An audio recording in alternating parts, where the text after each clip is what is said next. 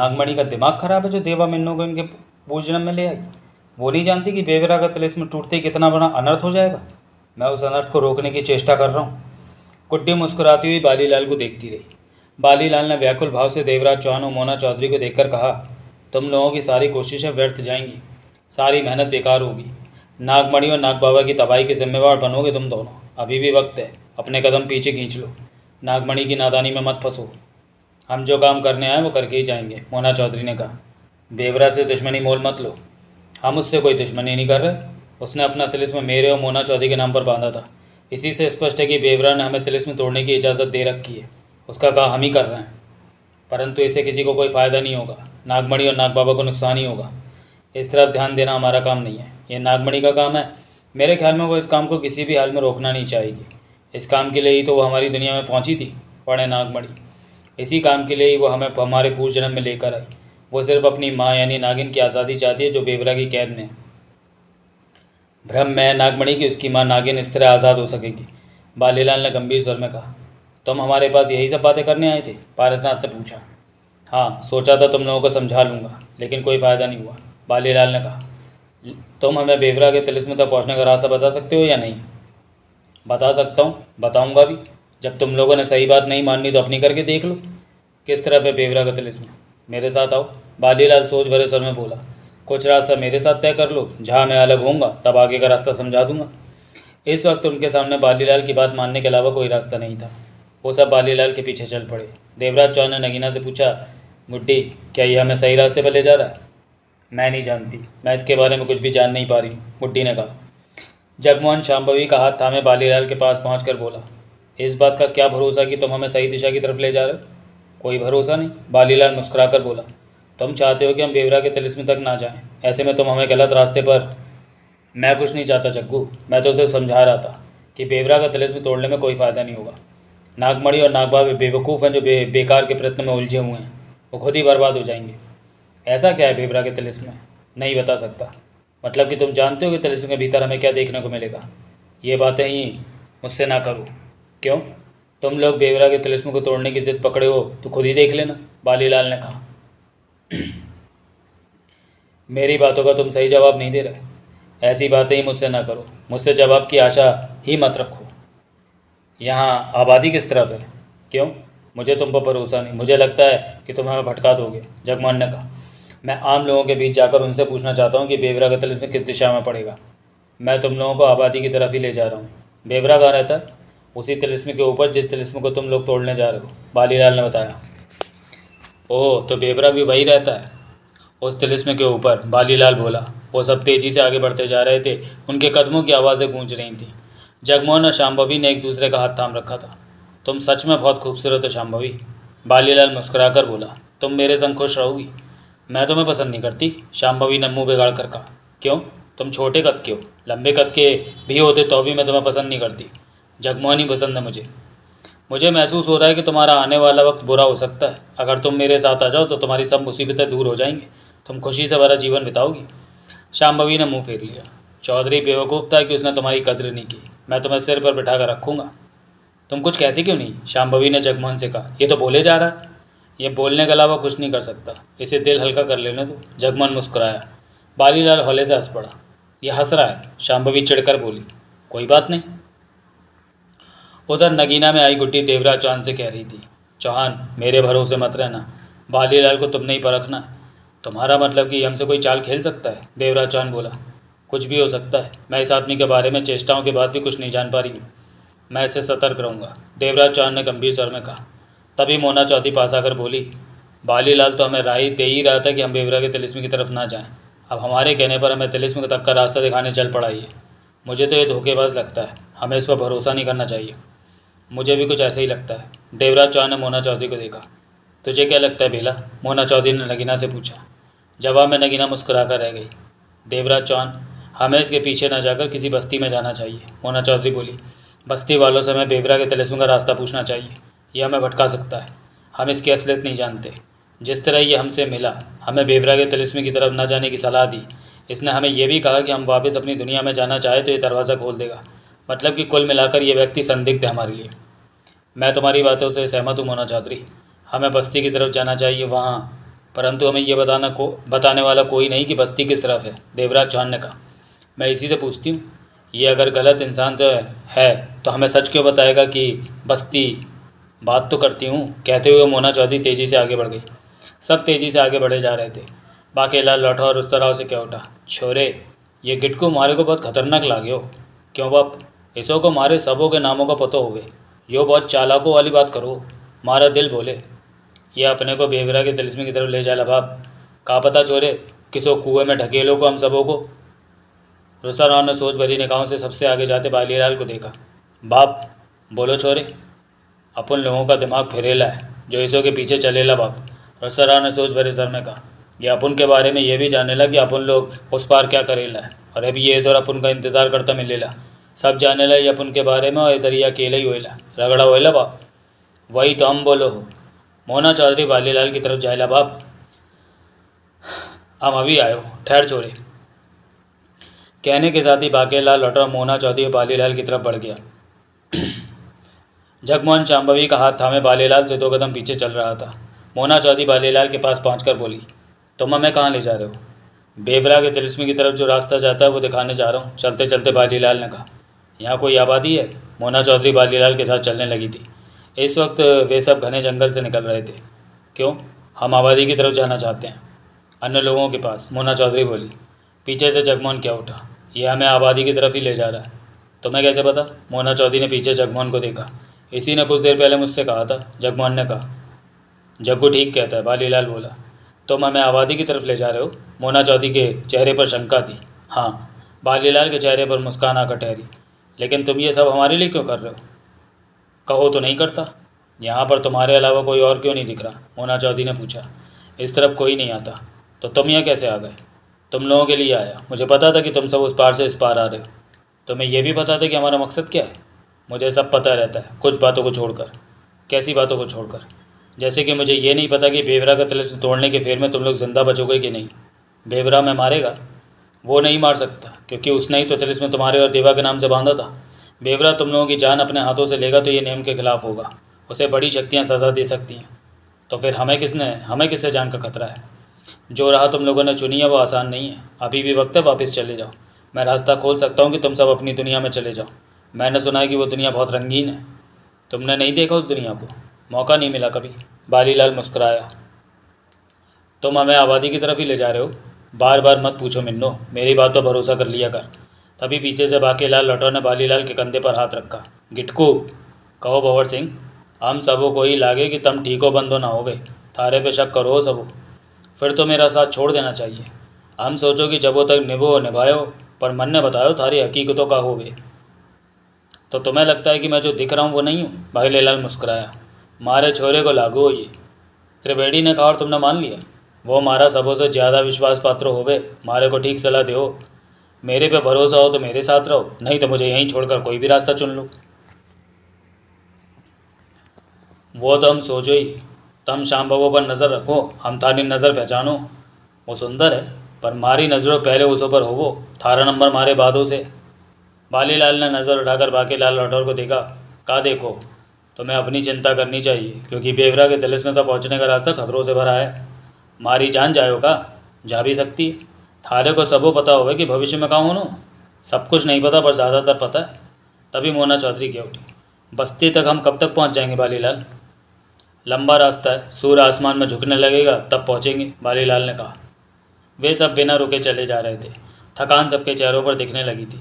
सूर्य पश्चिम की तरफ झुकता जा रहा था। अब तो घना जंगल भी समाप्त होता दिख रहा था। पेड़ों की छाया अब तक उन्हें राहत दे रही थी, परंतु आगे सूर्य ने सिर पर होना था। इस तरह में कब तक चलना होगा। सोहनलाल कह उठा, थकान होने लगी है। जगमोहन ने शांभवी को देखा। शांभवी के चेहरे पर थकान स्पष्ट दिख रही थी। तुम थक गई हो शांभवी, जगमोहन ने प्यार से पूछा। तुम नहीं थके तो मैं भी नहीं थकी, शांभवी ने मुस्कुराकर कहा। कहो तो कुछ देर रुककर आराम कर लेते हैं। तुम्हारे संग हर स्थिति में मेरा आराम ही है। मैं तो बहुत खुश हूँ कि चौधरी से मेरा पीछा छूट गया। जादूगर की मेहरबानी से हुआ ये सब। जगमोहन मुस्कुराया। तुम मुझे ना मिलते तो ये सब कैसे संभव हो पाता। शांभवी की आवाज़ में प्यार झलका। तभी महाजन बालीलाल के पास पहुंचा। हमें कब तक इसी तरह चलते रहना होगा, महाजन ने पूछा। बालीलाल के चेहरे पर थकान नहीं थी, वो फुर्तीला दिख रहा था। सूर्य ढलने तक नील सिंह, हमें कुछ आराम कर लेना चाहिए। अभी से थक गए, बालीलाल मुस्कुराया। ये तो लंबे सफ़र की शुरुआत है। ऐसी थकान में ज़्यादा देर चलते रहना ठीक नहीं, ज़्यादा आगे नहीं बढ़ पाएंगे। कुछ देर में जंगल खत्म होने वाला, फिर धूप में चलना। वो क्या? महाजन के ऑटो से निकला। सामने ही एक झोपड़ी दिखने लगी थी। झोपड़ी के आसपास की जगह अच्छी तरह साफ कर रखी थी। स्पष्ट लग रहा था कि वहाँ कोई रहता है, परंतु कोई दिखा नहीं। सब रुकते चले गए। बालीलाल के चेहरे पर मुस्कान आ ठहरी। इस झोपड़ी में कौन रहता है? महाजन ने बालीलाल से पूछा। एक पागल इंसान, बालीलाल ने कहा। तुम उसे जानते हो? अच्छी तरह से। वो मुझे पसंद नहीं करता। मुझे याद नहीं रहा, वरना मैं दूसरे रास्ते से आता। तभी देवराज चौहान क्या उठा। हम उससे मिलना चाहेंगे जो झोपड़े में रहता है। क्यों वक्त ख़राब करते हो? बालीलाल ने कहा। हमें अपने रास्ते पर चले चलना चाहिए। हम मिलेंगे उससे। पारसनाथ क्या उठा। देवराज चौहान ने नगीना को देखा। नगीना की आंखें सामान्य रही। वहाँ गुड्डी का वजूद नहीं दिखा। आओ, मोना चौधरी ने कहा और आगे बढ़ गई। रहने दे मिन्नू, वो तुम लोगों के काम का व्यक्ति नहीं है। मैं ही तुम्हारे काम आ सकता हूँ, बालीलाल बोला। मोना चौधरी ने बालीलाल के शब्दों की परवाह नहीं की। जगमोहन शांभवी का हाथ थामे मोना चौधरी के पीछे चल पड़ा। मर्जी तुम लोगों की, बालीलाल ने कहा, पर मैं सलाह नहीं देता झोपड़ी वाले से मिलने की। वो सब चल पड़े। रुस्तराव बालीलाल के पास आकर क्या उठा। उधर कौन रहेला बाप, खुद ही देख लेना, बालीलाल ने शांत स्वर में कहा। आप उनके ख्याल में तुम उसे पसंद नहीं करेला। वो धोखेबाज है, मैं उससे कभी भी नहीं मिलता। बालीलाल ने चलते हुए झोपड़े को देखा। नाम क्या होगा उसका? चौधम। वो बहुत चालाक है, उससे बचकर रहना। आपन को तो तुम चालाक लगेला। बालीलाल मुस्कुराकर रह गया। सबसे पहले मोना चौधरी झोपड़े के पास पहुंची। झोपड़े पर दरवाज़ा नहीं था, वो घास फूस का बना हुआ था। भीतर से कोई आहट नहीं आ रही थी। बाकी सब भी वहाँ पहुँचे थे। झोपड़ों में कोई होवे का? बाकीलाल लौटा ऊँचे स्वर में बोला। बालीलाल कई कदम हटकर खड़ा था, उसके चेहरे पर गंभीरता थी। तभी झोपड़े के भीतर से आहटें उभरी। कोई हो, बाहर हो, आयो। बाकीलाल लौटर के उठा। फिर एक 60-65 की उम्र का व्यक्ति झोपड़े से बाहर निकला। उसके अधिकतर बाल सफ़ेद थे, सफ़ेद काली दाढ़ी थी। धोती उसने कमर में लपेट रखी थी। उसने हैरानी से सबको देखा। तुम लोग कौन हो? इस ज़मीन के तो नहीं लगते। वो क्या उठा। हम दूसरी दुनिया से आए हैं, ये हमारे पूर्व जन्म की ज़मीन है, महाजन बोला। तो क्या तुम लोग पूर्व जन्म की ज़मीन पर आए हो? हैरानी से। हैरानी है, कैसे आए? वो अजीब से स्वर में बोला। तुम लोग किस दुनिया के रहने वाले हो? हैरानी हो रही है मुझे कि। कहते कहते वो ठिठका। नजरें बालीलाल पर जा टिकी थी। धूर्त, वो आदमी बालीलाल से क्या उठा। तू यहाँ क्या कर रहा है? बालीलाल की नज़रें उस पर टिकी रही। ये क्या तुम लोगों के साथ है? उस व्यक्ति ने पूछा। हाँ, हम इसी की अगुवाई में बेवरा के तिलिस्म की तरफ जा रहे हैं, जगमोहन ने कहा। बेवरा का तिलिस्म और इस तरफ? तुम किस मक्कार इंसान की बातों में आ गए? ये बालीलाल है और हर कोई जानता है कि ये कितना मक्कार है। सब इससे बचकर रहते हैं। चौधम, बालीलाल नाराज़गी से क्या उठा। तुम मेरे खिलाफ बोल रहे हो? मैंने गलत क्या कहा? तुम तो हो ही धूर्त इंसान, सबको परेशान करते रहते हो। तुम इन्हें बेवरा के तिलिस्म की तरफ ले जा रहे हो। भला बेवरा का तिलिस्म इस तरफ कहाँ से आ गया? तुम इन्हें गलत दिशा की तरफ क्यों ले जा रहे हो? तुम्हें गलती लग रही है चौधम। यही रास्ता बेवरा के तिलिस्म की तरफ जाता। खामोश, चौधम ने गुस्से से कहा। तू मुझे गलत कहता है बालीलाल। तू अक्सर लोगों को गलत रास्ते पर ले जाता है। ऐसा करके तुझे क्या मिलता है? लोगों को तू भटकाकर मौत की घाटी में छोड़ आता है। चौधम, बालीलाल ने नाराज़गी से कहा। चला जाए यहाँ से, वरना मैं। तू मेरी बेइज्जती कर रहा है चौधम, बालीलाल नाराज़गी से बोला। मेरा बस चले तो तेरी ज़िंदगी ख़त्म कर दूँ। बालीलाल नाराज़ सा खड़ा रहा, फिर सबसे बोला। इस बेवकूफ़ की बातों पर मत जाओ, ये सबको ऐसे ही बोलता है। तुम लोगों को बेवरा के तिलिस्म का रास्ता, ये झूठ बोलता है, चौधम ने गुस्से से कहा। बेवरा का तिलिस्म इधर नहीं, उधर पड़ता है। इधर तो मौत की घाटी पड़ती है, जहाँ ये अब तक बहुत लोगों को पहुँचा चुका है और कोई भी वहाँ से वापस ना आ सका। इसकी बातों में मत फंसना। इसका काम ही यही है, लोगों को फंसाना और उन्हें मौत की घाटी के भीतर ढकेल देना। मौत की घाटी क्या है? देवराज चौहान ने पूछा। वो ऐसी जगह है जहाँ जो भीतर चला जाता है फिर वो वापस नहीं लौट पाता। मौत की घाटी में जो भी गया उसे फिर नहीं देखा गया कभी। बालीलाल जाने क्यों लोगों को मौत की घाटी में पहुँचा देता। बालीलाल नाराज़गी भरी नज़रों से चौधम को देखे जा रहा था। चला यहाँ से, चौधम ने हाथ उठाकर कहा। नहीं तो तुम लोग मेरे साथ चलो, बालीलाल बोला। इस पागल की बातों में ना हो। तूने मुझे पागल कहा बालीलाल? चौधम को रहा उठा। तू पागल ही है जिसे ये नहीं पता कि बेवरा का तिलिस्म किस दिशा में है, बालीलाल ने व्यंग्य से कहा। ओह, तो अब तू मुझे बताएगा कि बेवरा का तिलिस्म किस दिशा में है? उनकी बातें सुनते हुए सब उलझन की स्थिति में फंस गए थे। और नहीं तो क्या, मेरे से बेहतर कौन जानता है कि बेवरा का तिलिस्म? एकाएक चौधम सबसे क्या उठा। तुम लोग इसकी बातों में मत फंसना, ये तुम सबको मौत की घाटी की तरफ ले जा रहा है। तुम लोगों ने बेवरा के तिलिस्म तक जाना है तो मैं तुम लोगों को वहाँ पहुँचा दूंगा। इस धूर्त इंसान का साथ छोड़ दो, ये तुम लोगों को मुसीबत में फंसा देगा। सब एक दूसरे का मुंह देखने लगे। ये पागल इंसान है, बालीलाल ने सबसे कहा। जाने किस मुसीबत में फंसा दे तुम लोगों को। इसकी बातों में आकर अपनी ज़िंदगी को खतरे में मत डालना। तुम लोग मेरे साथ चलो। किसी ने फ़ौरन कोई जवाब नहीं दिया। देवराज चौहान ने नगीना को देखा तो आंखों में कांच जैसी चमक को विद्यमान पाया। देवराज चौहान नगीना के पास पहुंचकर धीमे स्वर में बोला, अब हम क्या करें गुड्डी? दोनों तरफ शातिर इंसान है। गुड्डी ने मध्यम स्वर में कहा, क्या मतलब? चौदम वो नहीं है जो कि दिख रहा है, इसके पास भी ताकतें हैं। बालीलाल की तरह मैं इसके भीतर भी नहीं झाँक पा रही हूँ। ऐसी स्थिति में तुम लोग किसी के भी साथ जाओ, एक ही बात है, गुड्डी बोली। लेकिन किसी एक को तो चुनना ही होगा, क्योंकि यहाँ की राहों से हम अनजान हैं, देवराज चौहान ने कहा। यह फैसला तुम सब पर है, मेरे पास इस बात का समाधान नहीं है, परंतु ये तो स्पष्ट है कि आने वाले वक्त में तुम सब खतरे में फंसने वाले हो। इससे ज़्यादा मैं कुछ नहीं कह सकती। देवराज चौहान होठ भींच कर रह गया। तभी सोहनलाल क्या उठा, दोस्तों हम अजीब सी स्थिति में फंसते जा रहे हैं। पहले बालीलाल मिला जो कि हमें बेवरा के तिलिस्म तक का रास्ता दिखाने चल पड़ा। अब यह चौदम हमें बेवरा के तिलिस्म तक ले जाना चाहता है। मैं तुम लोगों को बालीलाल से बचा रहा हूँ। यह मक्कार इंसान है, तुम लोगों को मौत की घाटी की तरफ ले जा रहा है। चौदम हाथ हिलाकर कह उठा, मैं तुम लोगों को इससे बचा रहा हूँ, मुझ पर भरोसा नहीं तो जाओ इसके साथ। बालीलाल मुस्कुरा उठा, बोला, यही बात मैं कहता हूँ कि मुझ पर नहीं भरोसा तो जाओ इस पागल के साथ, हो मुसीबत में फंस जाओ। तभी मोना चौधरी पलटी और देवराज चौहान के पास जा पहुंची। हम अजीब सी स्थिति में फंस गए देवराज चौहान, मोना चौधरी ने कहा। सही कहती हो बेला, तुम्हें कई बार आने वाले वक्त के बारे में पहले बता देती है। तुम बेला से पूछो कि नगीना इस बारे में कुछ नहीं बता पा रही। तुमने पूछा? हाँ।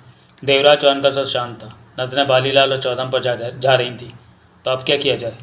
मैं तुम पर छोड़ता हूँ। सही बात तो यह है कि दोनों में से कोई भी हमारे भरोसे का नहीं है, किसी एक पर तो भरोसा करना होगा। मोना चौधरी के होंठ भिज गए। देवराज चौहान कुछ नहीं बोला, स्थिति वहीं की वहीं खड़ी थी। हम चौदम के साथ जाएंगे, सोहनलाल एकाएक कह उठा। किसी ने कुछ नहीं कहा, सब चुप रहे। यह तुम सबको मौत की घाटी में फेंक आएगा, चौदम ने बालीलाल को घूरते हुए कहा। जो भी इस पागल की बातों में आएगा वो फंसेगा, बालीलाल ने गुस्से से कहा। हम चौदम पर विश्वास करेंगे, महाजम बोला। ठीक है, मोना चौधरी कह उठी, हम चौदम के साथ हैं। गिटकू, बाकेलाल लौटर बोला, तुम अपना रास्ता पकड़ो, रामो रामो। ठीक है, बालीलाल ने गंभीर स्वर में कहा। जब मुसीबत में फंसोगे तो मेरी याद आएगी, पर मैं तब तुम लोगों के लिए कुछ नहीं कर सकूँगा। शाम्भवी, मुझे तुम्हारी चिंता रहेगी। अच्छा यही होगा, तुम मेरे साथ चलो। शाम्भवी ने कसकर जगमोहन को थाम लिया। डरो मत, जगमोहन शांत स्वर में बोला, कहने से ज़्यादा ये कुछ नहीं कर सकता। चौदम बालीलाल को कठोर निगाहों से देख रहा था। बालीलाल ने मायूस निगाहों से सबको देखा, फिर पलट कर वापस चल पड़ा। उनकी तरफ पीठ मोड़ते ही बालीलाल के चेहरे पर खतरनाक मुस्कान नाच उठी, जिसे कोई भी देख नहीं सका था। उस रात को उन्होंने चौदम के यहीं बिताया। चौदम ने उनकी सेवा सत्कार पूरा किया, अपनी विद्या के दम पर उनके सामने पकवानों का ढेर लगा दिया। भोजन बहुत ही स्वादिष्ट था। नगीना के अलावा सबने खूब खाया। खाने के दौरान नगीना एक तरफ होकर टहलती रही। ऐसे में चौदम उसके पास पहुंचा और बहुत प्यार से कह उठा, मुझे इस बात का दुख हो रहा है कि तुमने खाना नहीं खाया। ऐसा क्यों? मन नहीं है, नगीना ठिठक कर शांत स्वर में बोली। इतने बढ़िया पकवान को देखकर तो यूं ही भूख जाग उठती है। चौदम मुस्कुराया। एकाएक नगीना की आंखों में कांच जैसी चमक आ गई।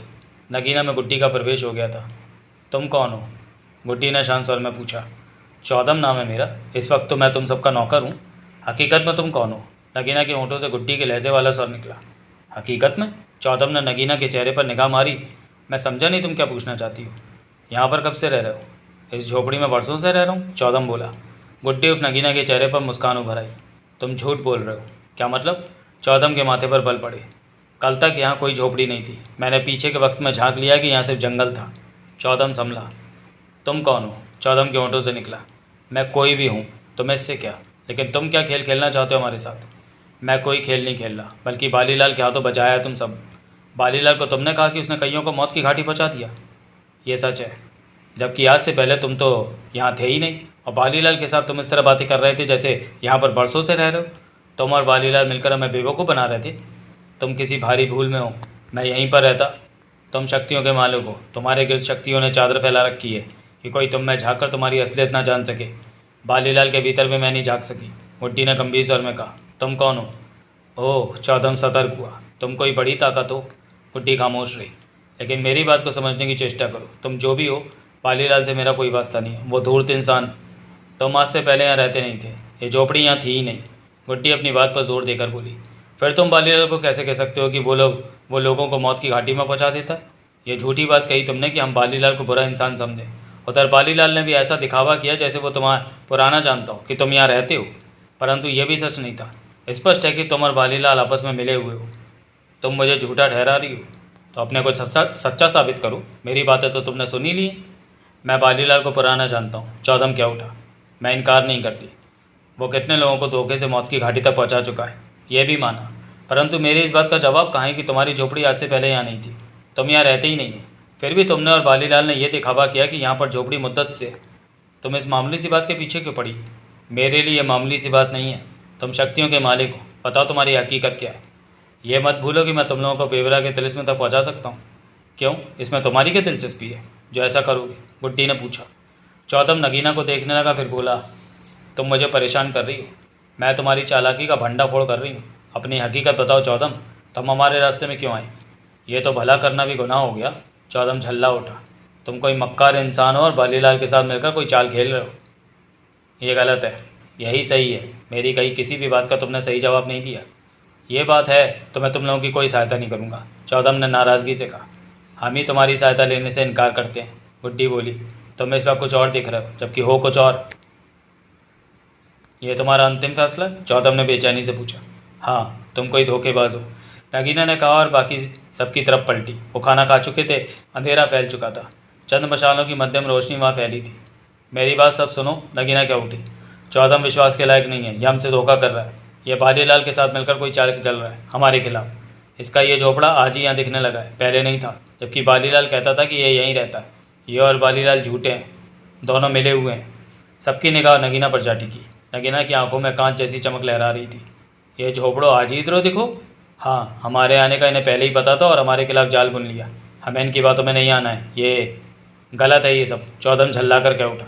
नगीना पलट कर चौदम से बोली, क्या ये गलत है कि ये झोपड़ा आज से पहले यहाँ था ही नहीं? हमें जाल में फंसाने के लिए ये झोपड़ा मैं तुम लोगों को बेवरा के तिलिस्म तक पहुँचा सकता। वहाँ तो हम भी किसी तरह पहुँच ही जाएंगे। मोना चौधरी क्या उठी। सवाल तो यह है कि अगर झोपड़ा आज ही यहाँ आज ही यहाँ दिखने लगा तो बालीलाल किस दम पर यह कह रहा था कि झोपड़े में पागल रहता है? इसका मतलब ये और बालीलाल आपस में मिले हुए हैं, जगमोहन बोला, और हमें अपने किसी जाल में फंसाना चाहते हैं। पारसनाथ उठा और चौदम की तरफ बढ़ता सख्त स्वर में कह उठा, कौन है तू और चाहता क्या है? हम भी आयो। बाकेला लौटर खड़ा हो गया। इसो को वट दो। ये तुम लोग क्या कर रहे हो? चौदम पीछे हटता क्या उठा। बेहतर होगा कि तुम हकीकत हमें अपनी हकीकत हमें बताओ कि तुम हमारे साथ क्या करने वाले थे। एकाएक चौदम पलटा और भाग खड़ा हुआ। चौदम के इस हरकत पर सब चौंके। पारसनाथ और बाकेलाल लौटा और उसके पीछे भागे। हर तरफ गहरा अंधकार था। भागते भागते एकदम चौदम गायब हो गया। पारसनाथ और बाकेलाल लौटा अंधेरे में भटकते रह गए। किधरों खिसक गए हो चौदम? बाकेलाल लौटा और पारसनाथ के पास आता क्या उठा। अंधेरे का फ़ायदा उठाकर बच निकला है, पारसनाथ होठ पीछे बोला। वो रात झोपड़े के बाहर सोकर ही सबने बताई। 2-2 घंटे का पहरा दिया गया, किसी प्रकार का खतरा नहीं आया और सुबह हो गई। दिन का उजाला फैलते हुए सब नींद से उठने लगे। कुछ दूर बहती नदी पर जाकर उन्होंने हाथ मुँह धोया। जिसने नहाना था वो नहा भी लिया। खाने पीने का उनके पास कोई इंतज़ाम नहीं था। देवराज चौहान नगीना के पास जाकर बोला, गुड्डी बोल चौहान। नगीना की आंखों में कांच जैसी चमक दिखने लगी। अब हमें किस तरफ जाना चाहिए? यहाँ तो ऐसा कोई नहीं कि उससे रास्ता पूछ लें, देवराज चौहान ने कहा। यह फैसला तुम लोगों ने ही करना है। नगीना के होंठों से गुड्डी के लहजे वाली आवाज़ निकली। बालीलाल और चौदम आखिर हमारे साथ करना क्या चाहते थे? मैं नहीं जानती। वो कौन थे ये भी मालूम नहीं हो सका। नहीं पता लगा, परंतु वे ताकतों के मालिक थे।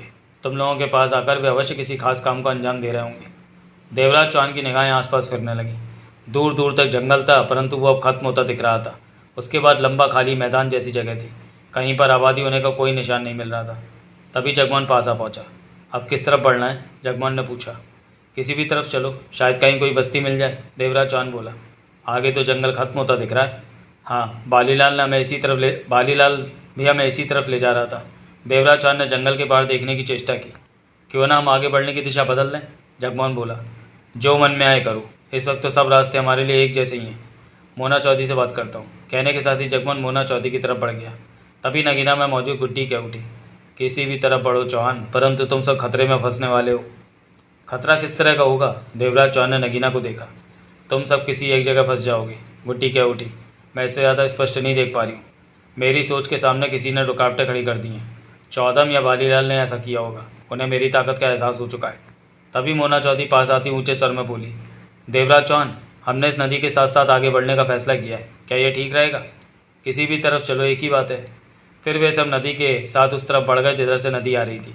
काफ़ी आगे जाकर जंगल खत्म होता दिख रहा था। जंगल के अंत में पेड़ों के झुरमुट में बालीलाल और चौदम खड़े बातें कर रहे थे। दोनों के चेहरों पर गंभीरता थी। बालीलाल कह रहा था, उनके साथ जो युवती है उसमें कोई शक्ति आती है। रात मैंने युवती के बारे में जानने की चेष्टा की, उसका दिमाग पढ़ने की चेष्टा की। उसका नाम नगीना है। पूर्व जन्म में वो इसी धरती पर बेला के नाम से रहती थी, जो कि मिन्नो की बहन थी। इस जन्म में वो देवा की पत्नी है। इसके अलावा और कुछ भी नहीं पता चला। वो शक्ति क्या बेला के शरीर में रहती है? चौदम ने पूछा। नहीं, ज़रूरत पड़ने पर बेला के शरीर में आती है। क्या हम उस शक्ति को बेला के शरीर में आने से रोक नहीं सकते? नहीं रोक सकते। वो ताकतवर है, पर रात भर मैंने कोशिश करके ऐसा इंतज़ाम कर दिया है कि वो भविष्य में ना झांक सके, ताकि हमारी चालों की उसे जानकारी ना हो सके। बालीलाल ने कहा, उन्हें मौत की घाटी तक पहुंचना बहुत ज़रूरी है। ये बहुत ही बेहतरीन मौका है अपना काम पूर्ण करने के लिए। मौत की घाटी में वे मर जाएंगे, बेशक मर जाएंगे, परंतु मिन्नो जिंदा रहेगी। वो नहीं मर सकती, क्योंकि एक बार वो बलि के रूप में मर चुकी है। जादूगर ने उसे ज़िंदा किया है। कम से कम इस बार तो मोना चौधरी ज़मीन पर मर नहीं सकती। वो कभी ना कभी जिंदा ही मौत की घाटी का चक्रव्यूह तोड़कर बाहर आएगी। उस चक्रव्यूह के टूटते ही मेरा काम बन जाएगा। तुम्हें भरोसा है कि मिन्नो पर कि वो चक्रव्यूह तोड़ देगी मौत की घाटी का? पूरा भरोसा है। इस भरोसे की वजह है कि मिन्नो ने पूर्व जन्म में प्रवेश किया हुआ है। एक बार में मिन्नो इस धरती पर एक ही बार जान गंवा सकती है। वो जान गंवा चुकी है। अब दोबारा वो नहीं मर सकती। तभी मरेगी जब पूर्व जन्म से अपनी धरती पर पहुंच जाएगी, या फिर दोबारा वो इस ज़मीन पर आएगी। मौत की घाटी भी उसकी जान नहीं ले सकती। ऐसे में वो मौत की घाटी से बाहर निकलने के लिए कभी ना कभी तो मौत का चक्रव्यूह तोड़कर बाहर निकलेगी। पालीलाल गंभीर स्वर में कह रहा था। उस चक्रव्यूह के टूटते ही मेरा काम बन जाएगा। सैकड़ों सालों से मैं उस चक्रव्यूह को तोड़ने में असफल रहा हूँ। यह काम करने मैं उस मौत की घाटी में जा नहीं सकता। गया तो मेरी मृत्यु हो जाएगी, परंतु अब काम होगा। मिन्नो इस काम को पूरा कर देगी। मौत की घाटी का चक्रव्यूह टूटते ही मैं आज़ाद हो जाऊंगा। परंतु हम उन्हें मौत की घाटी पर कैसे पहुंचाएंगे? बेला में जो शक्ति है उसने हमारी चालाकी भांप ली, और अब वो शक्ति ज़्यादा दूर तक देख नहीं सकेगी। मैंने उसके देखने के रास्ते बंद कर दिए हैं, परंतु जब वो मौत की घाटी में प्रवेश कर जाएंगे तो उसके देखने के रास्ते खुल जाएंगे। हो सकता है वहाँ वो मिन्नो की सहायता करे। बालीलाल बोला। अब वो लोग क्या कर रहे हैं वहाँ? चौदम ने पूछा। बालीलाल ने चंद पलों के लिए आंखें बंद की, फिर आंखें खोलता क्या उठा। वो वहाँ से चल रहे हैं। इस नदी के किनारे किनारे उन्होंने आगे बढ़ने की सोची है। वो तो इस तरफ आ रहा है। चौदम के होठों से निकला। हमें फ़ौरन कुछ करना होगा। सबसे पहले तो हमें अपना वेश बदलना होगा। परंतु हमें क्या चाल चलनी होगी? चौदम ने पूछा। बालीलाल ने चौदम के माथे पर हाथ रखा और होठे होठों में कुछ बड़बड़ाया। समझ में आ गई चाल? हाथ हटाता बालीलाल बोला। शक्ति से चाल का राज चौदम के मस्तिष्क में डाल दिया था। सब समझ गया। चौदम ने कहा। क्या वो हमारे जाल में फंसेंगे? उन्हें फंसना ही पड़ेगा, क्योंकि बेला में आने वाली शक्ति ठीक से सोच नहीं सकेगी और उलझन में पड़ जाएगी। अगर उसके बारे में मुझे पहले से पता रहता तो मैंने पहले ही उसके इंतज़ाम कर देने थे। तैयार हो जाओ चौदम। चौदम ने सिर हिलाया। बालीलाल उसी पल होठे ही होठों में कुछ बड़बड़ाया। चंद पल बीते कि बालीलाल और चौदम के रंग रूप बदल गए। बालीलाल 40 बरस की औरत के रूप में दिखने लगा। मैली सी साड़ी पहन रखी थी उसने, और चौदम 16 बरस की युवती बन गई थी, जिसने पुराने हो रहे कपड़े पहन रखे थे, और उनके पास ही सूखी लकड़ियों का बड़ा सा गट्ठर पड़ा दिखने लगा था। मोना चौधरी और जगमोहन आगे चल रहे थे, बाकी सब पीछे थे। सफ़र फिर शुरू हो गया था। तभी शाम्भवी चलते चलते जगमोहन के पास पहुंची और उसकी बाह पकड़कर कुछ कदम दूर ले गई। सबकी रफ्तार तेज़ थी। तुम फिर उसके संग संग चलने लगे? शाम्भवी ने शिकायत भरे स्वर में कहा। वह हमारी साथी है शाम्भवी। जगमोहन कह उठा। मुझे अच्छा नहीं लगता कि तुम उसके साथ चलो। तुम सिर्फ मेरे संग चलो। शाम्भवी कह उठी। क्या मुसीबत है? जगमोहन ने उखड़े स्वर में कहा। वो मेरी बहन जैसी है शाम्भवी। सच में तुम उसे बहन मानते हो? हाँ, वो मेरी बहन की तरह है। ये तुमने पहले क्यों नहीं कहा? शाम्भवी ने मुस्कुराकर उसकी बाँह छोड़ दी। अब ठीक है, तुम उसके संग चल सकते हो। जगमोहन ने शाम्भवी को घूरा। क्या है? शाम्भवी ने मुंह बनाया। तुम सब औरतें ही ऐसी होती हो, या तुम ही ऐसी हो? जगमोहन बोला। भगवान ने औरत को ऐसी ही बनाया है। शाम्भवी हंस पड़ी। ये तो मर्द के लिए मुसीबत पैदा करने वाली बात हुई। औरत को कुछ जुदा बनाना चाहिए था। तुम मर्द गाय की तरह सीधे होते तो औरत भी ऐसी ना होती। मर्द की फितरत बहुत चालबाज होती है। और औरत की फितरत के बारे में तुम क्या कहती हो? औरत को बनाने वाला भी औरत की फितरत नहीं समझ सका। वो तो अभी तक परेशान है कि उसने क्या बना दिया है। ये तुम औरतों की तारीफ़ कर रही हो या बुराई? दोनों ही। औरतों में बुराई क्या है? ये नहीं बताऊंगी, रहस्य की बात है। शाम्भवी पुनः हंस पड़ी। जगमोहन शाम्भवी को देखता रहा। अब क्या हुआ? शाम्भवी ने छेड़ने वाले स्वर में कहा। तुम सच में बहुत खूबसूरत हो। कसम से? तुम्हारी कसम। जगमोहन ने दिल से कहा। ठंडी सांस ली। मुझे अपने साथ अपनी दुनिया में ले जाओगे ना जगमोहन? शाम्भवी ने प्यार से कहा। ज़रूर ले जाऊंगा। हमारी दुनिया इस दुनिया से बहुत सुंदर है। तुम्हें सारी दुनिया दिखाऊंगा। मुझसे ब्याह भी करोगे?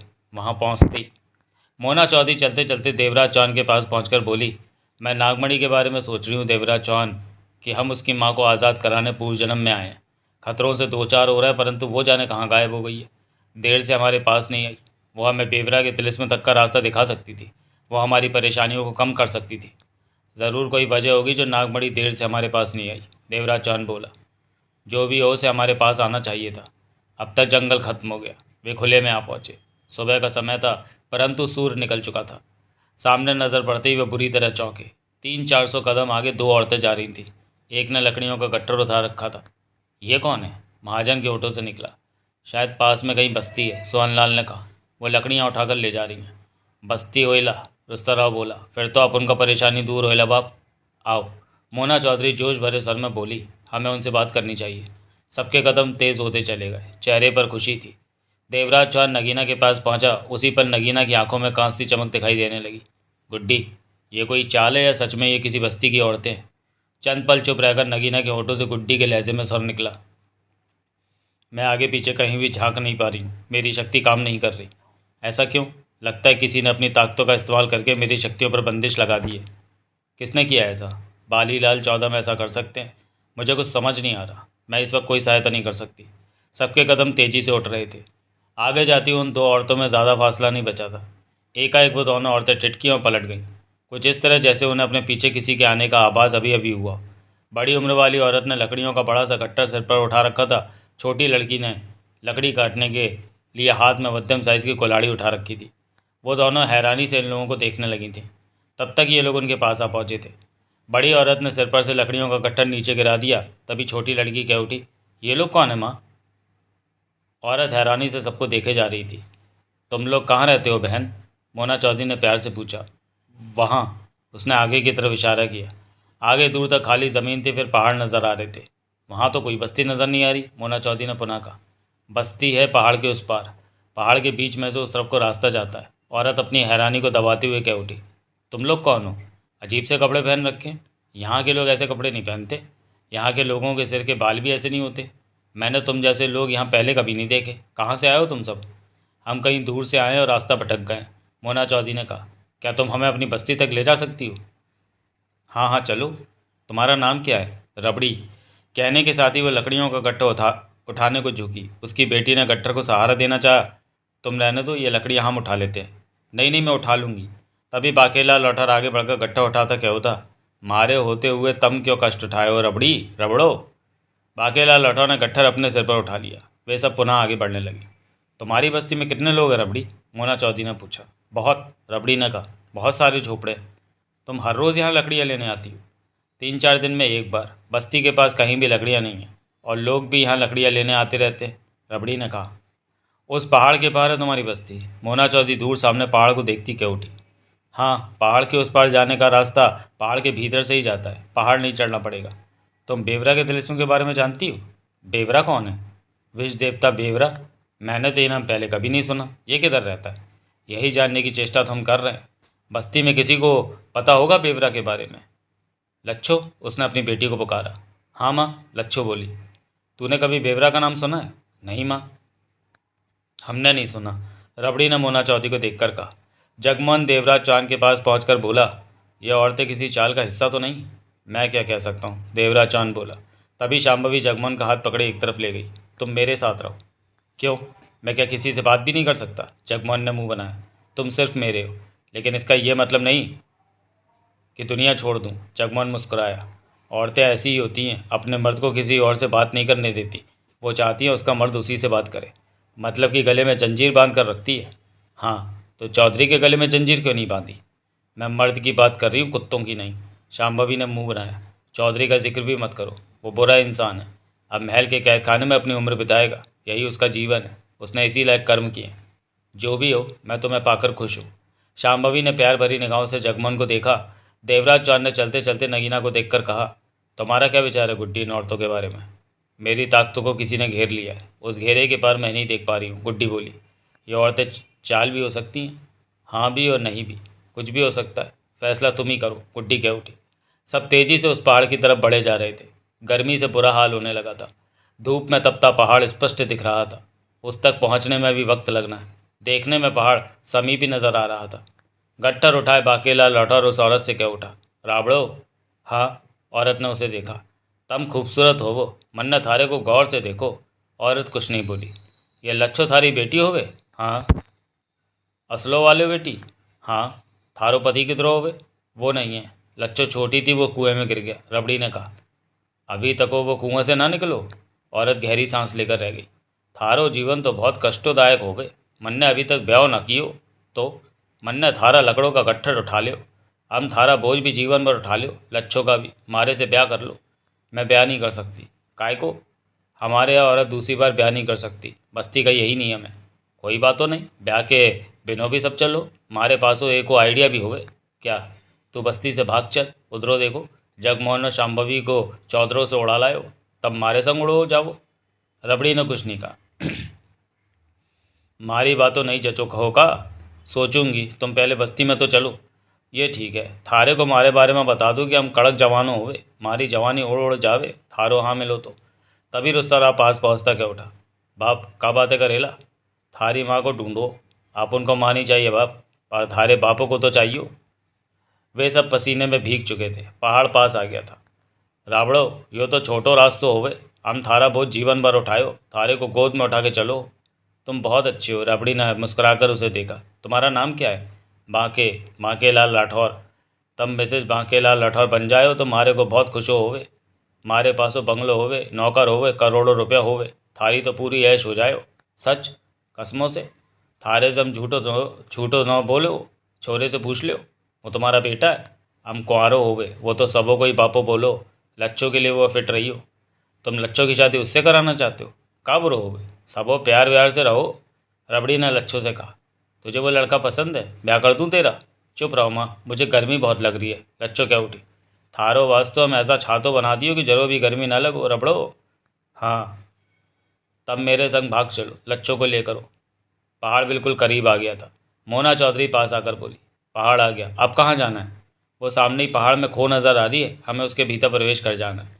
पहाड़ के बीच में से वो सुरंग जैसा रास्ता सीधा उस पार हमारी बस्ती में ही निकलता है। कुछ ही देर में हम बस्ती में होंगे, रबड़ी ने बताया। अभी तक तुम्हारी बस्ती में से कोई और लकड़ियाँ लेने के लिए आता जाता नहीं दिखा। आज बस्ती में पूजा है, सब आराम कर रहे हैं। पूजा? ये क्या होता है? मोना चौधरी ने पूछा। त्यौहार होता है। इस दिन बस्ती वाले कुछ नहीं खाते और देवता का नाम लेते हैं। जब चांद निकलता है तो तभी चूल्हे जलते। फिर तुम क्यों लकड़ियाँ लेने आई? रात चूल्हा जलाने के लिए लकड़ियाँ नहीं थी तो लेने लेने आ गई।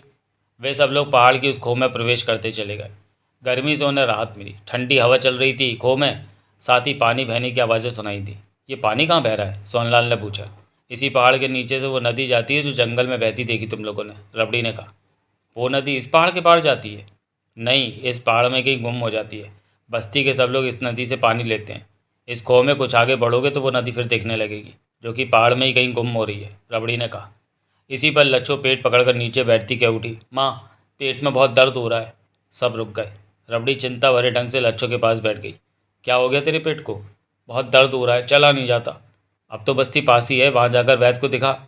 बोला ना कि बहुत दर्द हो रहा है, लच्छो चिल्लाई। पहले वाले ही दर्द जैसा है। ओह, ये तो तेरी पुरानी बीमारी है, रबड़ी चिंता भरे सर में क्या उठी। तभी जगमोहन आगे बढ़कर क्या उठा। मैं इसे कंधे पर उठा ले चलता हूँ। वो आगे बढ़ा। उसी पर लच्छो पेट पकड़कर चीखी। ओह मेरी बेटी। रबड़ी तड़प कर क्या उठी। वैद्य जी होते तो तेरे को अभी दवा देकर ठीक कर देते। बाके, बोल मेरी राबड़ो। बाके लाल राठौर का हाथ मुझ पर पहुँच गया। तुम इन सबको बस्ती में ले जाओ और वहाँ से वैद्य जी को लेकर आओ। अभी लो, मैं तुम्हारे पास ही रुकूंगी, मोना चौधरी ने कहा। कोई फ़ायदा नहीं, तुम लोग बाकेलाल के साथ बस्ती में जाओ, लच्छो को मैं संभाल लूँगी। ये इसकी पुरानी बीमारी है, अक्सर ये पेट पकड़कर दर्द से चीखती है। भूत प्रेत का असर है, परंतु वैद्य जी इसे एक ही पुड़िया में ठीक कर देते हैं। तुम लोग वक्त बर्बाद मत करो। बाकी वैद्य जी को लेकर जल्द आना। उन्हें बता देना कि लच्छो के पेट में फिर दर्द उठा है, वो दवा साथ ले आएंगे। बाकेलाल राठौर का हाथ अभी तक मूंछ पर था। ये लकड़ियाँ यहीं रख दो, रबड़ी बोली। मोना चौधरी ने पलटकर देवराज चांद को देखा और बोली, हमें क्या करना चाहिए? हमें बस्ती में पहुंचना चाहिए, देवराज चांद बोला। हमने बेवरा के तिलिस्म तक पहुंचना है और तिलिस्म का रास्ता में बस्ती से पता चल जाएगा। वैद्य से कह देंगे, वो खुद ही यहाँ पहुंच जाएगा। कहकर देवराज चांद ने नगीना को देखा। नगीना शांत सी रही। वक्त तो खराब हो मत करो। राके लाल लौटर क्या उठा। मारी लच्छो बेटी को तकलीफों हो गए, चलो बस्तों की तरफ। फिक्रो मत करो रावड़ो, हम वैदों का भी लेकर आए हो। जल्दी आना बाकी लाल। रबड़ी प्यार से क्या उठी। अभी गयो, अभी गया, अभी आयो। तभी लच्छो पुनः पेट पकड़कर चीखी। इसकी फिक्र मत करो, रबड़ी क्या उठी, मैं इसकी देखभाल कर लूँगी। वो सब आगे बढ़ गए। सबसे आगे बाकेलाल राठौर था, जो कि ऊंचे स्वर में बोला, तुम चिंता मत करो, हम अभी वैदों के साथ आए हो। रबड़ी लच्छों के पास बैठी उन्हें देखती रही। पहाड़ी खो के रास्ते में वे आगे बढ़ते हुए नज़रों से ओझल हो गए। अगले ही पल औरत और युवती के रूप बदल गए। वहाँ बालीलाल और चौदम दिखने लगे। नीचे लेटा चौदम उठ गया। हमारी ये तरकीब काम कर गई, बालीलाल मुस्कुरा कर कह उठा। आखिर हमने उन्हें मौत की घाटी में ढकेल ही दिया। मिन्नो के अलावा अब कोई भी जिंदा बाहर नहीं आ सकेगा। मौत की घाटी का चक्रव्यूह सबको निगल जाएगा। चौदम के चेहरे पर तीखी चमक थी। क्या मिन्नो सच में चक्रव्यूह तोड़ने में सफल रहेगी? पूरी तरह। वो मर नहीं सकेगी, क्योंकि पूर्व जन्म के इस बार के फेरे में उसकी मृत्यु एक बार हो चुकी है। जादूगर ने उसे जिंदा किया है, वो दूसरी बार नहीं मर सकती। पूर्व जन्म में आने वालों पर यह नियम लागू होता है। मोना चौधरी जिंदा मौत की घाटी में भटकती रहेगी और आखिरकार एक दिन मौत की घाटी के चक्रव्यूह को तोड़कर बाहर आ ही जाएगी। बालीलाल के चेहरे पर अनोखी चमक तैर रही थी। ऐसा होते ही मेरी सारी परेशानियां हल हो जाएंगी। वे सब तेजी से आगे बढ़ते जा रहे थे। ज्यों ज्यों रास्ता तय होता जा रहा था, भीतर अंधेरा बढ़ता जा रहा था। मारे को रोशनी का प्रबंध तो करा के आनो चाहे ध्रुव, आगे जाता बाकेलाल राठौर क्या उठा। वो माँ बेटी भी तो इधर से जाती होंगी, जगमोहन ने कहा। रास्ता सीधा ही होगा, पारसनाथ ने कहा। अंधेरे की वजह से रफ्तार कम करके चलो, शायद ये थोड़ी देर का अंधेरा है, महाजन बोला। कुछ आगे जाने पर दूसरी तरफ के खुले रास्ते से रोशनी आने लगेगी। मारी लच्छो बेटी का बुरा हाल हुई हो उधरो, मारे से तो धीमो ना चले जाओ। अजीब रास्ता है ये, देवराज चांद बोला। कहीं हम किसी धोखे में तो नहीं आ गए? ये पहाड़ के नीचे की जगह है, अंधेरा तो हो गई। मोना चौधरी की आवाज़ सुनाई दी। इसमें धोखा कहाँ से आ गया? देवराज चांद ने अंधेरे में अंदाजे से नगीना की तरफ देखा। नगीना, मैं यहीं हूँ, नगीना की आवाज़ सुनाई दी। कुछ समझ में आया कि आगे क्या है? देवराज चांद ने गंभीर स्वर में पूछा। रास्ता ठीक है? चौहान, गुड्डी की धीमी आवाज़ कानों में पड़ी। मैं कुछ भी देख नहीं पा रही हूँ कि आगे क्या होने वाला है। ऐसा तुम्हारे साथ पहले तो कभी नहीं हुआ। मुझ पर किसी बड़ी ताकत ने अपना घेरा डाल दिया है। वो बालीलाल या चौदम में से कोई हो सकता है। वो ऐसा क्यों कर रहे हैं? इससे उनका कोई मतलब हल होता होगा तभी। अगले ही पल बाकेलाल राठौर की चीख की आवाज़ सबने सुनी। ऐसा लगा जैसे बाके लुढ़क कर नीचे जा रहा हो, फिर थम गया हो। बाप किधर वेला तू? रुस्ता राव के ऑटो से निकला। सब उसी पल रुक गए। बाके, देवराज चांद ने तेज स्वर में पुकारा। तभी बाकेलाल राठौर की कराह कानों में पड़ी। तुम कहाँ हो बाके? जगमोहन बोला। मार दिया रे, बाकेलाल राठौर की आवाज़ नीचे से आती महसूस हुई। हमें यहाँ रोशनी की ज़रूरत है, पारसनाथ बोला। उसके बिना काम नहीं चलेगा। हमें नहीं पता बाकेलाल राठौर किस हाल में, उसके साथ क्या हुआ। क्या किसी के पास माचिस है? मेरे पास है, देवराज चौहान ने कहा। चंद पलों के बाद ही देवराज चौहान ने माचिस की 2 तीलियाँ एक साथ जला दी। उस रोशनी में आगे का जो हाल उन्हें देखने को मिला, उससे वे हैरत में पड़ गए। आगे कोई रास्ता नहीं था। 4 कदम आगे 15 फीट की चौड़ाई लिए गोल गड्ढा था, करीब 30 फीट गहरा गड्ढा। नीचे मिट्टी की समतल ज़मीन दिख रही थी। ऊपर से नीचे तक मिट्टी की सीढ़ियाँ जा रही थीं। गड्ढे की मिट्टी वाली समतल ज़मीन पर बाकेलाल राठौर बैठा था। वो शायद इन्हीं सीढ़ियों से नीचे लुढ़का था। ओ मारे को मार दो राबड़ो, अब तो मारी हड्डियाँ भी बोलो हों। नीचे बैठा बाकेलाल राठौर क्या उठा। तभी माचिस की तीलियाँ बुझ गई। ये क्या? सोनलाल की आवाज़ उभरी। आगे तो रास्ते ही नहीं है। हम धोखे में फंस गए, मोना चौधरी कठोर स्वर में क्या उठी। वो औरत तो युवती धोखा थी। बाके को बाहर निकाले ला बाप, रुस्तराव बोला। अंधेरी की वजह से उसे ऊपर आने की सीढ़ियाँ नहीं दिख रही, मैं रोशनी करता हूँ, देवराज चौहान ने कहा। बाके, बोल भाइयों, नीचे से बाके की आवाज़ आई। मैं रोशनी कर रहा हूँ, तुम सीढ़ियों से ऊपर आ जाना, देवराज चौहान ने कहा। सीढ़ियाँ किधर होवे भाइयों, अभी तो तन्ना रोशनी करो, बाके की आवाज़ आई। देवराज चौहान ने पुनः 2 तीलियाँ एक साथ जलाकर रोशनी की। सीढ़ियों से ऊपर आ जाओ, महाजन बोला। सीढ़ियाँ किधर होवे महाजन हो? तुम्हारे बाईं तरफ, जल्दी उठो। ऊपर से सबने बाकेलाल राठौर को दाएं बाएं देखते देखा। देर मत करेला बाप, रोशनी बुझेला जल्दी से। पर छोरे हम उड़ो के कैसे आ जाए? मारे आने वास्ते सीढ़ी तो चाहिए ना। तेरे बाईं तरफ सीढ़ी होइला बाप, ध्यान से देखेला। बाकेलाल राठौर ने उस गहरे चौड़े गड्ढे के हर तरफ देखा। क्यों मजाको करो, इधर सीढ़ियों नहीं होवे। तभी तीलियाँ बुझ गई। बाके को क्या हो गया है? सोहनलाल बोला। उसके बाईं तरफ सीढ़ियाँ, वो कहता है नहीं है। मारे को अंधेरों में मारो का? बाकेलाल राठौर की आवाज़ आई। बाके को सीढ़ियाँ नज़र क्यों नहीं आ रही? सोहनलाल बोला। हम बुरी तरह फंस गए लगते हैं, मोना चौधरी बोली। पीछे रास्ता है, पारसनाथ ने कहा। हम वापस जा सकते हैं, लेकिन बाके 30 फीट गहरे गड्ढे में पड़ा है। वो जगमोहन ने कहना चाहा। उसे किसी तरह बाहर निकाल ही लेंगे, मोना चौधरी चिंता भरे स्वर में क्या उठी। बाप, तभी रुस्तराव गड्ढे में झांक कर बोला। तू ठीक होइला छोरे? नीचे से बाकेलाल राठौर की आवाज़ आई। मारे तो उड़ो। तभी देवराज चौहान ने पुनः तीलियाँ जलाकर रोशनी की। बाके, देवराज चौहान बोला, तुम्हारे बाईं तरफ सीढ़ियाँ, वहाँ से ऊपर आ जाओ। इधरों तो दाएं बाएं सारो मैदान खाली ही दिखो। बाईं तरफ सीढ़ियाँ, मोना चौधरी ने पुनः कहना चाहा। उसे शायद किसी वजह से सीढ़ियाँ नज़र नहीं आ रही। देवराज चौहान ने गंभीर स्वर में कहा, ऐसा कैसे हो सकता है? सोहनलाल के होठों से निकला, उसे सीढ़ियाँ दिखाई न देने का यही मतलब निकलता है। मैं नीचे जाकर बाकी को लेकर आती हूँ, मोना चौधरी ने कहा और नीचे जाती मिट्टी की सीढ़ियों की तरफ बढ़ गई। देवराज चौहान के हाथ में दबी तीलियाँ जल रही थीं। देखते ही देखते मोना चौधरी नीचे उतरने लगी। शांभवी ने जगमोहन का हाथ पकड़ा हुआ था।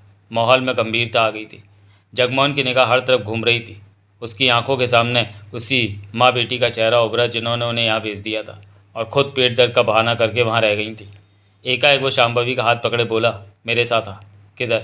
शांभवी अचकचाई। जहाँ से हम आए उसी माँ बेटी के पास। उन्होंने हमें धोखा दिया है। वो धोखा दिया है तो अब तक वो वहाँ तो नहीं होंगी, भाग गई होंगी, शांभवी बोली। जगमोहन ने पल भर के लिए शांभवी को देखा, फिर होंठ भींचे कह उठा, तुम आओ तो। जगमोहन शांभवी के लिए तेजी से वापस चल पड़ा। तुम दोनों कहाँ जा रहे हो? महाजन ने उस तरफ जाते देखा तो कह उठा, उस माँ बेटी को देखने जा रहे हैं। जगमोहन बोला, उन्हें पकड़ कर पूछताछ करना जरूरी है।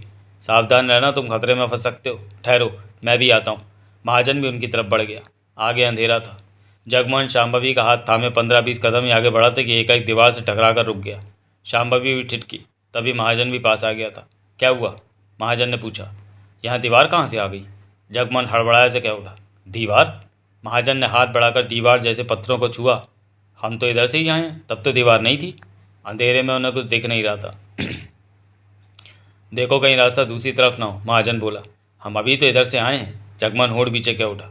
हाँ, आए तो इधर से ही हैं, महाजन बोला, पर हमें रास्ता क्यों नहीं मिल रहा? हमें किसी ने मक्कारी से यहाँ फंसा दिया है, जगमोहन ने कहा। वो औरत उसकी बेटी शातिर थी। हम उसे पहचान नहीं सके। उन्होंने ही हमें इस रास्ते पर भेजा। और जगमोहन, शांभवी मुँह लटकाए कह उठी, ये हमारे साथ क्या हो रहा है? सब ठीक हो जाएगा, हम पूरी तरह फंस चुके हैं, महाजन चिंतित स्वर में बोला। पीछे जाने का रास्ता बंद हो चुका है और आगे जाने का भी कोई रास्ता नहीं है।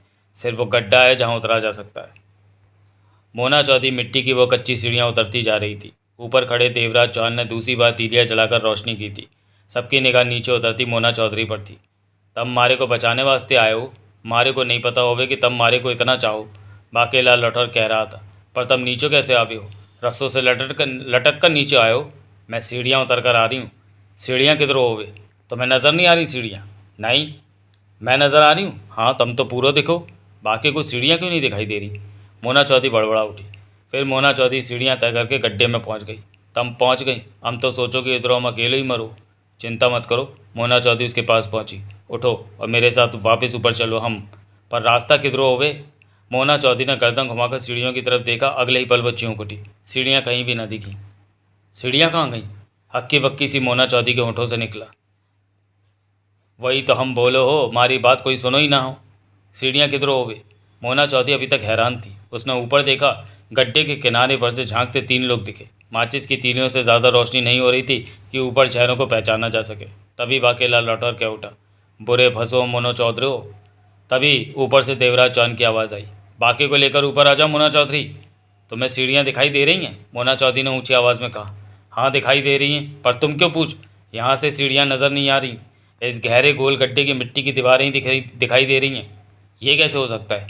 पारसनाथ की आवाज़ ऊपर से आई। इधर यही हो रहा है।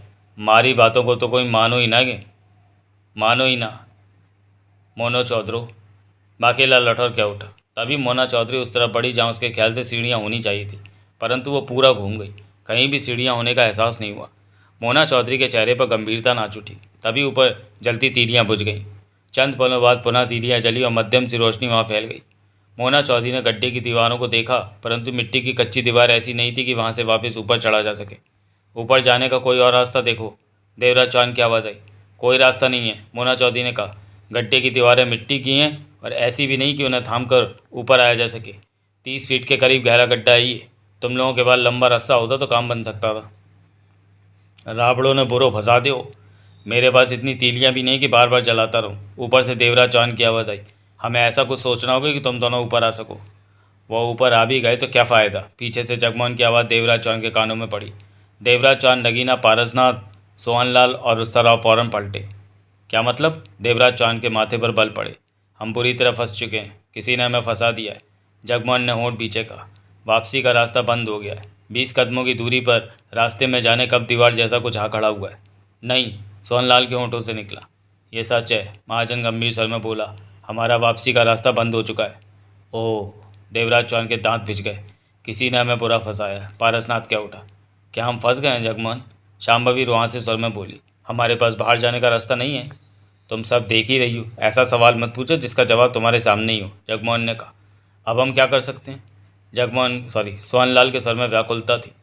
पीछे का रास्ता बंद हो चुका है और आगे कोई रास्ता नहीं है। ये तो खतरनाक बात हो गई, देवराज चौहान ने कहा। इस तरह आखिर हम कब तक यहाँ बंद रह सकते हैं? भूखे प्यासे जान गंवा देंगे। तभी गड्ढे में से मोना चौधरी की आवाज़ सुनाई दी। देवराज चौहान ने गड्ढे के भीतर झाँका, तभी तीलियाँ बुझ गईं। क्या है? देवराज चौहान ने गंभीर स्वर में पूछा। हमें यहाँ से निकालने का कुछ इंतज़ाम करो। मोना चौधरी की आवाज़ अंधेरे में आई। यहाँ ऐसा कुछ नहीं है कि तुम लोगों को निकाला जा सके। सीढ़ियाँ तलाश करने की फिर से कोशिश कर ली है, परंतु कोई फ़ायदा नहीं। सीढ़ियाँ ऊपर से नीचे आती ज़रूर है, परंतु नीचे से सीढ़ियाँ ऊपर नहीं जा रही। मैंने कई बार सीढ़ियाँ तलाश करने की चेष्टा कर ली है। देवराज चौहानो, थारे को मारी कसमों, मारे को यहाँ से निकालो भाइयों। हम जिस रास्ते से आए हैं वापस जाने के लिए वो रास्ता बंद हो गया है, देवराज चौहान ने ऊँचे स्वर में कहा। क्या? मोना चौधरी की आवाज़ आई। ये कैसे हो सकता है? ये हो चुका है। उस रास्ते में दीवार जैसी कोई चीज़ आ गई है। हम फंस चुके हैं। ओह, नीचे से मोना चौधरी की इतनी ही आवाज़ आई। चारों तरफ घुप अंधेरा फैला था। रावड़ों ने मारे को बहुत सोच समझ के फंसाए हुए। हम तो उसको बोझ उठाने वास्ते तैयार हुए और वो मारे ही बोझों को हल्के कर दियो। हम वर दबाएंगे रावड़ों को, वो धोखेबाजों हुए। रबड़ी असल इंसान नहीं है हमें फंसाने वाली, सोहनलाल ने कहा। हमें किसी और ने ही फंसाया है। और कौन? महाजन की आवाज़ आई। क्या पता किसने ऐसा किया। तभी नीचे से मोना चौधरी की आवाज़ आई। तो अब हम वापस नहीं जा सकते? नहीं मोना चौधरी, पारसनाथ ने कहा। हमारे पास यहाँ से आगे जाने का कोई रास्ता नहीं है, जगमोहन की आवाज़ सुनाई दी। नहीं मोना चौधरी, तभी देवराज चौहान की आवाज़ सुनाई दी। गड्ढे में कहीं जाने का कोई रास्ता है? नहीं, यहाँ तो हर तरफ मिट्टी की दीवार ही खड़ी है। ध्यान से देखा था हर तरफ? मारे से पूछो भाइयों, बाकेलाल लौटा और ऊँचे स्वर में बोला। हम पहले इसे गड्ढों में गिरे हो। इधरों कोई और रास्ता ना होवे, ऊंची ऊंची दीवारों होवे और वो गोल गड्ढों होवे। ऊपर खड़ा देवराज चौहान चिंता भरे स्वर में क्या उठा। हम सच में बुरा फंस गए। जिस रास्ते से आए हैं वो बंद हो चुका है। इधर 30 फीट गहरे गड्ढे में जाने का तो रास्ता है, परंतु वापस आने का कोई रास्ता नहीं है। यहाँ भी हर तरफ पहाड़ का भीतरी हिस्सा दीवारों की तरह खड़ा नजर आ रहा है। ऊपर से समस्या अंधेरे की। हमारे पास रोशनी का कोई इंतज़ाम नहीं है। माचिस की कुछ ही तीलियाँ बची हैं, वो भी खत्म हो जाएंगी। चंद पल ठिठक कर देवराज चौहान पुनः बोला। परंतु हमें किसी ने यहाँ बेमतलब तो फंसाया नहीं होगा। कहीं ना कहीं कोई रास्ता तो निकलता ही होगा। जो क्या पता हमें विष देवता बेवरा ने फंसाया हो, नगीना बोली। वो नहीं चाहता हो कि हम उसके तिलिस्म को तोड़कर नागमणि की माँ यानी नागिन को आज़ाद कराएं। ये संभव हो सकता है, महाजन बोला। जगमोहन, शांभवी बैठे स्वर में क्या उठी। मैं तो ऐसे हालात में मरी जाऊंगी। हौसला रखो, जगमोहन गंभीर स्वर में बोला। इस तरह कमज़ोर बातें ना करो, मुझे डर लग रहा है। जब तक मैं साथ हूँ तब तक तो बिल्कुल भी डरो मत। जगमोहन ने शांभवी का हाथ दबाया। हम नागमणि का काम पूरा करने पूर्व जन्म में आए हैं, नगीना पुनः कह उठी। परंतु वो तभी हमारे पास आई थी जब हम सब पूर्व जन्म की ज़मीन पर पहुँचे थे। उसके बाद जैसे वो हमें भूल ही गई। हम यूँ ही उसके काम के लिए खतरा उठा रहे हैं। भाभी ठीक कह रही है, नागमणि देर से हमारे पास नहीं आई, जगमोहन बोला। उसे इस बात का ध्यान रखना चाहिए था कि हम किसी मुसीबत में ना फंसे तो वो हमारी सहायता ज़रूर करे। इस धरती से हम अनजान हैं। नागमणि को कदम कदम पर हमारी सहायता करनी चाहिए थी, महाजन ने कहा। नागमणि को छोड़कर हमें आपके हालातों पर गौर करना चाहिए, पारसनाथ ने गंभीर स्वर में कहा। अब हम यहाँ इस तरह फंस चुके हैं जैसे ये जगह चूहेदान हो, निकलने का कोई रास्ता नहीं। परंतु सांस लेने में हमें दिक्कत नहीं आ रही, सोहनलाल बोला। कोई तो जगह होगी जहाँ से हवा आ रही है। ओह, जगमोहन के होठों से निकला। इस बारे में तो सोचा ही नहीं कि हम उस जगह को तलाश नहीं कर सकते क्योंकि यहाँ अंधेरा है, पारसनाथ ने कहा। रोशनी होती तो कोई रास्ता ज़रूर निकाल लेते। इस काले अंधेरे ने जैसे हमारे हाथ बांध दिए। तुम क्यों चुप हो देवराज चौहान, महाजन ने पूछा। मैं इन हालातों से निकलने का कोई रास्ता सोच रहा हूँ, देवराज चौहान बोला। मोना चौधरी और बाकी गड्ढे में फंसे हैं, उन्हें भी वहाँ से बाहर आ भी गए तो कोई फ़ायदा नहीं होगा, जगमोहन ने कहा। कोई रास्ता तो है नहीं। जो उसी पल नीचे से मोना चौधरी की आवाज़ आई। देवराज चौहान, रोशनी करो। क्या हुआ जो रोशनी? इधरों अभी अभी ज़मीनों कांपो, मारे को तो लागो भूचाल थिरको, बाकेला लौठर की आवाज़ आई। देवराज चौहान ने फ़ौरन हाथ में दबी माचिस से 2 तीलियाँ निकालकर जलाईं। वहाँ मध्यम सी रोशनी फैल गई। थोड़ी सी रोशनी गड्ढे में भी गई। गड्ढे के भीतर की दीवार में 6 फीट चौड़ा रास्ता बना दिखाई दे रहा था। ये क्या? सोहनलाल के होंठों से निकला। यह हमारे आगे बढ़ने का रास्ता है, देवराज चौहान ने होंठ पीछे कहा।